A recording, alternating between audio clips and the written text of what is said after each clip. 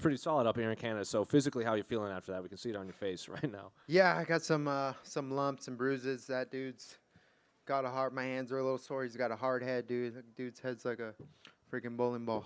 You dropped him a few times, especially at the end of those rounds. Were you surprised that he was able to get back up from that damage? Because even between rounds, they would show him, and he was kind of zigzagging his way back to the bench. Dude, I know. I had him so hurt. I hurt him in round 1. I hurt him in round 2 pretty bad.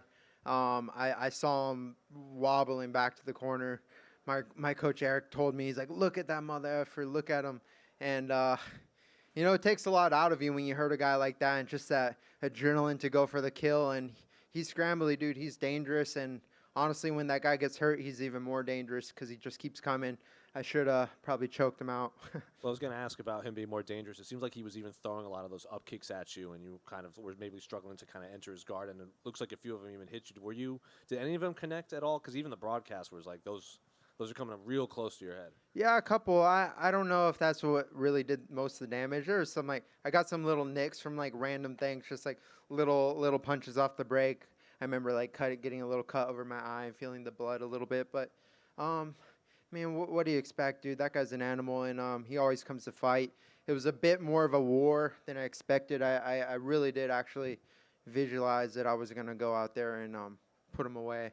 But, I got the win, and I'm happy with it. Nate's also been known to, he talks a lot when he's fighting in there. Was he talking to you while he was fighting? Very beginning of round 1, he came out. He said a couple things. I still don't know. I can't understand a word that dude says, but it's like Boomhauer. And then once I landed 2 clean shots, he didn't say a word after that. But he's tough, man. I respect the dude, and it's all fun. It's fun. You want to build up the fight and talk a little smack, but I respect him tremendously. Well, you know how this goes. When do you want to get back in there? I know you probably want to do a little bit of healing first. Yeah, a little bit of healing. I'm going back to Hawaii with my family on Thursday. Going to spend 10 days there with the fam. And just rest, recover, recharge. Man, dude, I've been fucking grinding my ass off since my last fight because I just want to be the best version of myself. And it takes a lot out of you, dude. You prepare so hard for one day, and I want to be better than that. I want to be better than what I've shown. And even though I did good things, I'm hard on myself. I'm my biggest critic, and I want to be better. But becoming better comes with taking time off and just healing up and recharging my soul and my mind. So last one for me. At what point in your recovery and time off do you actually sit down and look at possible opponents, or do you just let everyone else focus on that and you just wait for the names to present it to you? I always do a little game planning in my head. I'll look 3 fights ahead always, even though you focus on one. Realistically, I'm thinking. I think in threes. I like to think. Who's next? Who's down the line? You look at guys like Bryce Mitchell, or then a win over Bryce Mitchell. What's next after that? You look at a guy like Ortega or someone, because you want to build. You want to climb the ladder, but you never know, man. Guys get hurt. They get shelved. Guys don't want to fight certain guys. Timing doesn't work. So I just kind of wait and see what happens, and hopefully we'll get another one booked. Quarter 3, but I said to myself that my second half of this year is going to be my best half of the year, so I'm hoping to get 1 or 2 more this year for sure. You said 2 names. What's the third name? Well, I was thinking Landwehr. Landwehr was the first one, but yeah, now I got to add 1 more to that.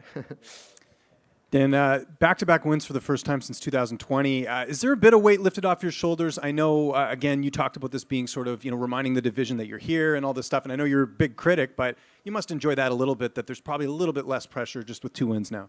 For sure, man. I've done great things in the past. I put together long winning streaks, and that's what it's all about, man. At the end of the day, it's the wins are what matter. People could fight, talk a lot of crap, and get one big win and move themselves into position. But, I'm all about fighting and staying active. And, when my career is said and done, I'll be the guy that, this company's built around, the guy that just goes out there, fights anyone and everyone, and I always come to fight no matter what. I have a heart of a lion, and I'm in this, man. I have the capability to be one of the best fighters in the sport. Whose idea was it to wear the Vancouver Grizzlies jersey? You won some people over with that. Eric. Oh, was Eric? Okay. No, he was very thoughtful. I was grinding, dude. I was in the ice bath and sauna. I wasn't thinking anything about that. Then he shows up to the gym one day with the Vancouver Grizzly jersey with my name on it. No, he sent it to me on Instagram. I thought it was a GIF, and he said, "All you, Bubba." Then he comes to the gym wearing it. I was like, "Oh, where's mine?" He's like, "What do you mean?" He's like, "This." I don't know. Whatever. I'll let him tell the story. But yeah, I was a little salty, but he let me wear it, so we got some fans.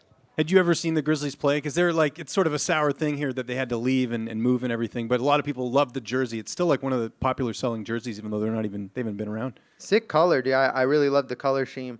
But if I'm being honest, I can't tell you. I can't name you one player. The people are saying Brian Reeves, but it said 50K Ige on it. It had the 50 on it, but it said Ige. But yeah, shout out to Brian Reeves or whatever his name is. And just last one for me. How was the overall experience in Vancouver? You talked about on Media Day how much you enjoyed it, but now looking back, what are your thoughts on the city? Dude, I loved it, to be honest. I got here on Tuesday. I wish I would have came a little earlier, but this is all about business. I come up here just to do my job. I fly back early in the morning, unfortunately, so I won't have too much time to go venture off, but I would definitely love to come back here with my family and just, enjoy nature, go up to the mountains, go hiking, jump in a river somewhere, fight a grizzly bear. I don't know, whatever you do up here. Dan, just a quick one. If you got fight of the night, do you want your 50K in Canadian dollars or US? What's the answer there? Probably not. I want 100 grand. I want to be 100 grand, Dan. Right here, Dan. How bad would you like to fight on a UFC card in Hawaii? We've seen Bellator put on cards over there. Do you think it's time that the UFC get over there and put on a show? I wanna lobby for it, but you had the biggest fighter, the biggest star from Hawaii, Max Holloway. He's still lobbying for it, but it's time, man. And honestly, right now is the perfect time. Max isn't like they could do a fight night over there. It doesn't have to be a big pay-per-view. They could do a fight night. They did the Virgin Hotel. They did North Carolina. It doesn't have to be a huge arena. But if they did a UFC fight night, Holloway could headline it. I could co-main event it. You could stack it with Puna Soriano, Brad Tavares. Dude, we got so many good fighters from Hawaii, and oh my gosh. Mike Malott, let's go, baby. Thanks, Dan. Talk to me about your jab and how important it is in the foundation of your overall game. It was on money tonight, and it was landing very early. The jab? Yeah. Yeah, the jab. The jab's one of my best weapons, and I knew I knew that they knew that coming into this fight, and they had some good counters off the jab. They wanted to throw the right hand off my jab. He was awkward. He was long, but I did find a home for it.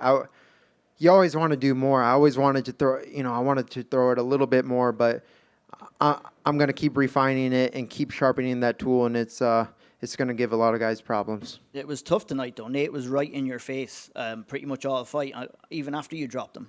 Yeah, dude. Like I said, he's a zombie. I don't know. He should probably change his name, to the Zombie or the Walking Dead or something. I don't know. Just something along those lines. Thanks, Dan. Thanks, guys.